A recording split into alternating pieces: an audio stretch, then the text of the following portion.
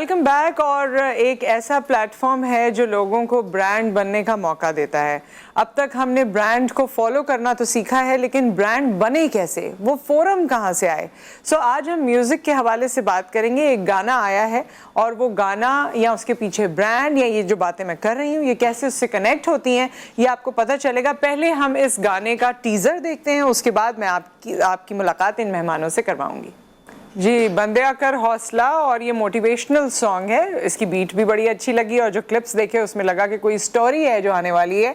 सो मेहमान इससे मुंसलिक हमारे स्टूडियो में इस वक्त मौजूद हैं सैयद इकबाल अहमद रिजवी, जो कि फाउंडर एंड CEO हैं। अभी आपने देखा भी कि टीजर में आया मैड्रॉक्स मीडिया। सो आपको खुशामदीद कहते हैं। अस्सलाम वालेकुम, कैसे हैं आप? ठीक ठाक हैं? अल्हम्दुलिल्लाह, अल्लाह का शुक्र। एंड आपने एक हीरा ढूंढा है और वो कैसे ढूंढा है वो आप बताएंगे, और उस हीरे की आवाज़ हमने सुनी है। सिंगर हैं जी ज़ीशान अली, इस वक्त हमारे साथ मौजूद हैं। अस्सलाम वालेकुम। वालेकुम अस्सलाम। जो कि प्रोफेशनली सिंगर नहीं थे, लेकिन इनकी आवाज़ कैसे छा गई और ये खुद कैसे इस टीम का हिस्सा बन गए और आगे क्या प्लान है, ये हम आज ये स्टोरी भी है जिसको हमने डिस्कस करना है। And then we have Mohsin हमारे साथ मौजूद है। मोहसिन वाहिद, कैसे हैं आप? ठीक ठाक हैं? अल्हम्दुलिल्लाह, आप सुनाएं? मैं ठीक हूँ। और आपके जो अभी सॉन्ग चला था उसमें आपने देखा ही कुछ एक्टिंग के जौहर इन्होंने गुस्से में दिखाए अपने। गुस्से वाले वैसे तो नहीं लग रहे थे, लेकिन उसमें तो एक्टर एंड बिजनेस पर्सन है। कैसे हैं आप? ठीक ठाक? बस अल्हम्दुलिल्लाह। कैसा लगा आपको यहाँ इसमें काम करके? अच्छा बहुत लगा? अच्छा और एक अमेजिंग एक्सपीरियंस था। बाकी इकबाल रिजवी साहब बताएंगे। हाँ बिल्कुल, अभी सब बताएंगे, बिल्कुल सब बताएंगे। And we have last but not at all the least Ramiz Rizvi मौजूद हैं, जो कि क्रिएटिव मैनेजर हैं। अस्सलाम वालेकुम रमीज। I am good. और एक और कनेक्शन जो इस दोनों तरफ है, बाप बेटे का, आज उसको भी एक्सप्लोर करेंगे और ये जानेंगे कि अब्बा के साथ काम करना कैसा होता है। और साथ में जब बाप और बेटा हो तो सिंकिंग बड़ी मुश्किल से ही बनती है। कैसे हो सकती है, क्या होता है, किसको झुकना पड़ता है, कौन लेट गो करता है, वो भी जानेंगे। लेकिन शुरू से शुरुआत ऑब्वियसली आपसे करेंगे। बताइए कि किस तरह से ये गाना आपने क्यों बनाया, ये सिंगर कहाँ से मिले, क्यों इनको आपने मुंतखब किया, ओवरऑल स्टोरी क्या है? अच्छा, इसमें सबसे पहले तो इनको मैंने मुंतखब नहीं किया, इनको खुदा ने मुंतखब किया, क्योंकि इनका इट गोज़ विदाउट सेइंग। देखें, अल्लाह खुदा जो है रास्ते खुद बनाता है, हम तो सब वसीले होते हैं सारे। जितनी टीम यहाँ पे बैठी हुई है, जो क्रू था इसका प्रोडक्शन का, और जिन लोगों ने इसमें हमें प्रमोट किया, जैसे GTV है वो, या इसके साथ हमारा FM 100 पार्टनर है, तो ये समझें कि सारे एक कलेक्टिव एफर्ट है पूरी इसमें। और ज़ीशान जो है, ये इनसे मेरी मुलाकात हुई अराउंड 2 साल पहले तकरीबन, जहाँ पे ये मेरे पास बेसिकली इनका बेसिक काम परफ्यूम का है, और इनके वालिद ने इनको एक हुनर सिखाया परफ्यूम का। मगर इनके स्टेटस पे हर जगह लिखा हुआ आता है आई लव म्यूज़िक। ये एक दिन मेरे पास आया कि सर वो मुझे गाना है, and I was associated with other FM उस टाइम पे। तो दे सेड कि आप मुझे वो ना किसी शो में बिठा दे, बस गाना गाऊंगा मैं लाइव।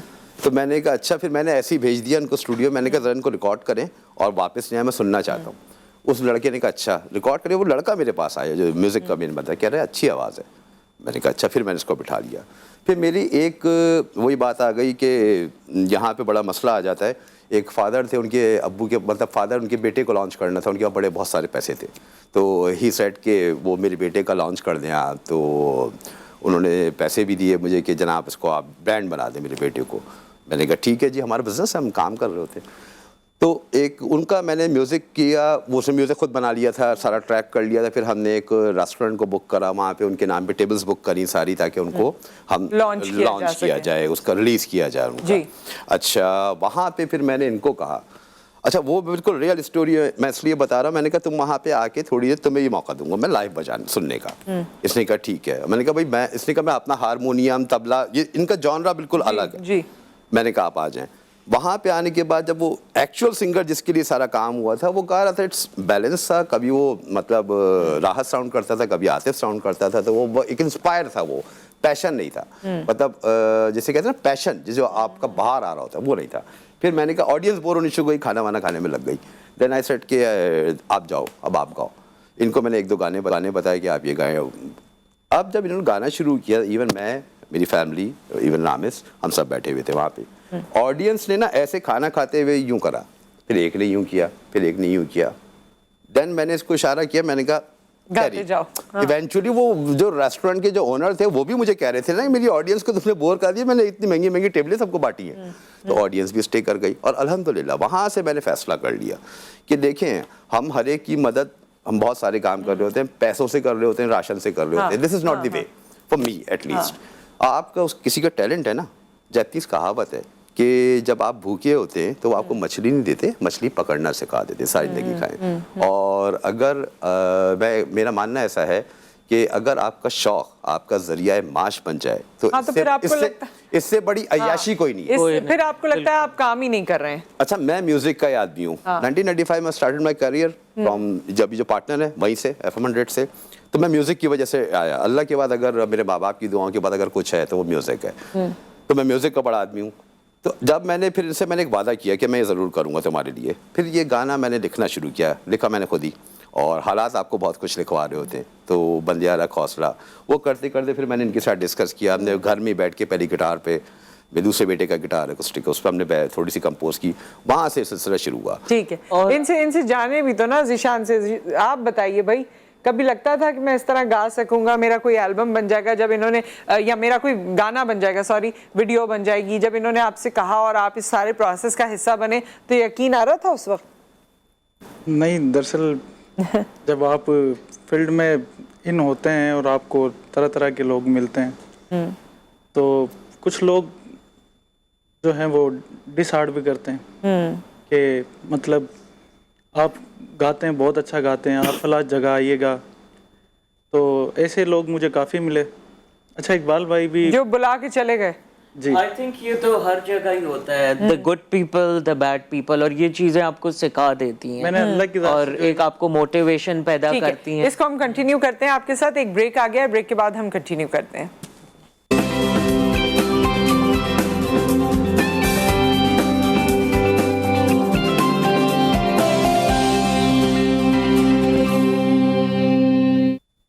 Welcome back. और हम एक मोटिवेशनल सॉन्ग के हवाले से बात कर रहे हैं। मेहमान हमारे साथ मौजूद हैं और मोहसिन साहब को किस लिए आपने सॉन्ग में लिया वो भी बता दीजिए। वैसे अच्छा, तो ये बड़ी बात कर रहे थे, मैं वो कंटिन्यू करना चाहती थी, मगर ये बहुत ही मैंने कहा ना, बहुत फोकस्ड काम है इसमें।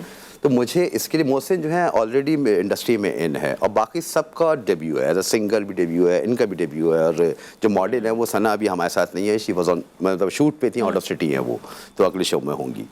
तो मुझे एक ऐसे इंसान की तलाश थी कि जो कैरेक्टर एक्टिंग करता हो। अच्छा, ये प्लेस में काम कर रहे हैं ऑलरेडी, मगर ये सिलेक्टेड काम करते हैं, मतलब ये नहीं कि वो जनाब मैं हर चीज़ कोई भी काम कर लिया। तो उसके लिए फिर मैंने इनसे बात की। इन्होंने कहा अच्छा ये क्लीन शेव है, मैंने कहा भाई मुझे आपकी बियर्ड भी चाहिए साथ में। और एक हफ्ते तक इनका मेरा झगड़ा इस बात पे रहा, कह रहे मेरी मीटिंग्स होती हैं दाढ़ी। और इस तरह से भी हुआ कि मैंने शेव रखी, फिर पुरानी शूट्स की डेट्स थी, फिर आपको क्लीन शेव होना पड़ा, फिर इनकी डेट्स थी, इन्होंने कहा ये क्या कर दिया, मेरा वो लुक ही नहीं आ सकेगा। तो काफ़ी जो है हसल बसल होता रहा, लेकिन फाइनली हमने कर लिया। So how was your experience altogether? It was an amazing experience। और जब करते हुए during the set, during the recording जो है, इन्होंने काफ़ी चीज़ें समझाई भी और कैरेक्टर को इस तरह से प्रिसीव करके उसको हमने एग्जीक्यूट किया कि जब हमने स्क्रीन पे देखा तो I was like wow, perfectly done.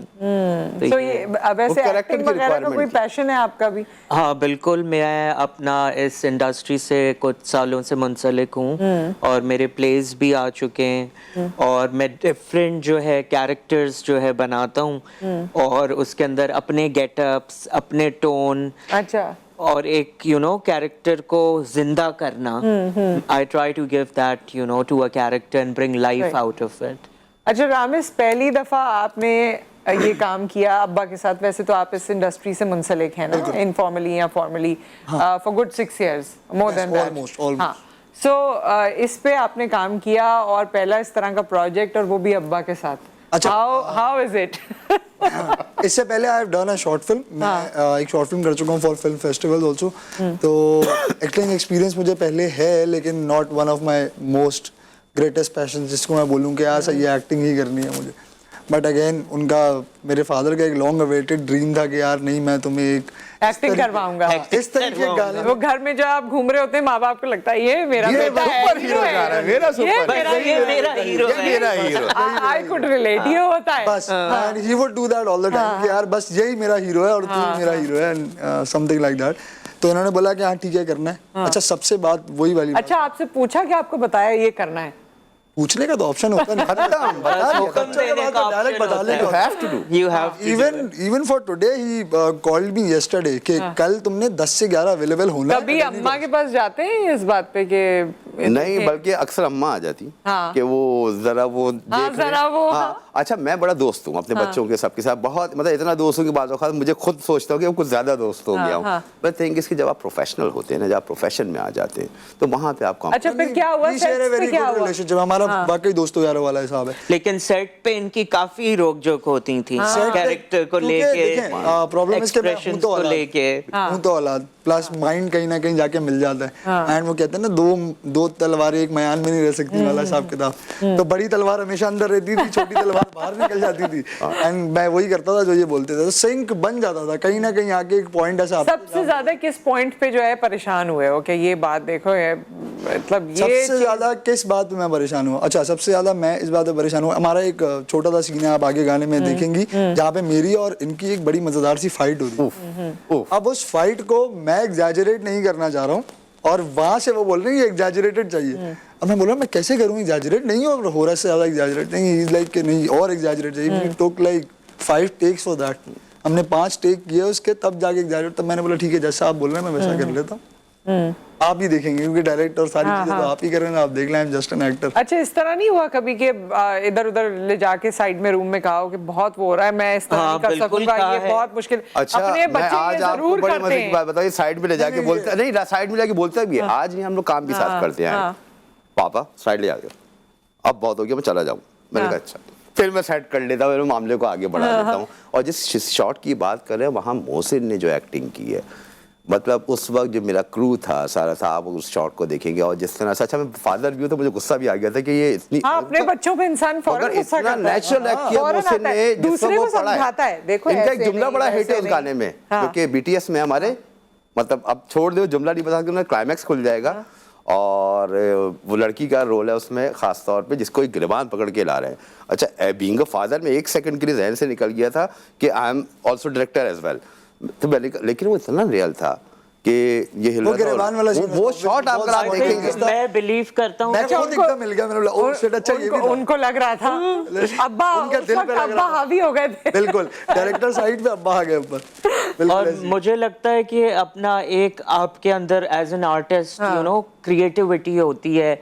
आप जैसे जैसे हमारे पास स्क्रिप्ट आता है तो हम विजुअलाइज करते हैं नेचुरली, हाँ ये कैरेक्टर ऐसे बनेगा या इसकी पोजीशनिंग ऐसे होगी, तो फिर नेचुरली वो चीज डेवलप हो जाती है। तो एक आर्टिस्ट होता है या नहीं होता, बीच का कुछ भी नहीं होता। एक आर्टिस्ट होता है या नहीं होता। That's why I selected him.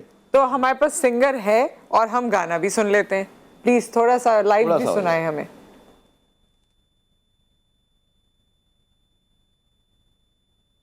तेरी मंजिल तुझको पुकारे, सोचता क्या रे ये तो बता, कोई मुश्किल राह में आए रोक न पाए चलता जा, तेरे साथ है तेरा खुदा, तेरे साथ है तेरा खुदा, ओ बंदेया रख हौसला, ओ बंदेया कर फैसला, ओ बंदेया क्यों है रुका, ओ बंदेया कदम बढ़ा, वो बेसहारों का है सहारा, बेआसरों का आसरा है, क्यों आँख नम है क्या तुझको गम है, जब साथ तेरे खुदा है, दुनिया का हो के क्यों खाए धोखे, अपने खुदा पे यकीन कर, डर क्यों जाए ठोकर क्यों खाए, सजदे में अपनी जबी रख, तेरे साथ है तेरा खुदा, ओ बंदेया रख हौसला ओ बंदिया वेरी नाइस। और मैं मजीद बातें करना चाहती थी लेकिन मुझे ये पता चला है कि जी शार्प क्लोजिंग करनी है, वक्त हमारा इस सेशन का खत्म हो इतनी गया है। जल्दी हो गया, पता ही नहीं इतनी चला। जल्दी खत्म हो गया। थैंक यू सो मच, आप लोग यहाँ पर मौजूद रहे। Wish you all the best. और आपसे इस वक्त विदा लेंगे। अपना ख्याल रखिए, दुआ में याद रखिए। न्यूज़ की तरफ हम आपको लेकर जा रहे हैं, फिर मुलाकात होती है। अल्लाह हाफिज़।